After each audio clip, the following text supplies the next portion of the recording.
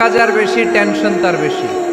সাধারণত টাকা যার বেশি রোগ তার বেশি, টাকা যার বেশি শান্তি তার কম।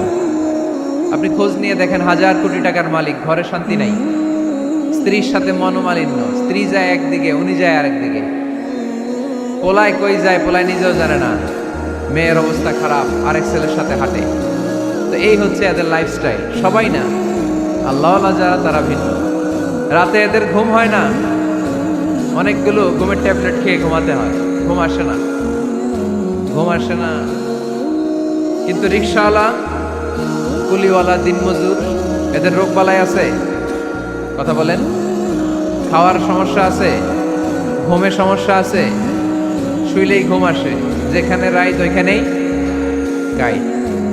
ঘুমাইতে দেরি, নাক ডাকতে দেরি হয় না, ওর নাকের ডাকের আওয়াজে ট্রাকের ইঞ্জিন ওঠে। শান্তির ঘুম।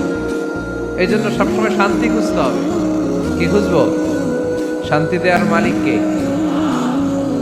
আল্লাহ তুমি এই দেশটাকে শান্তিময় করো।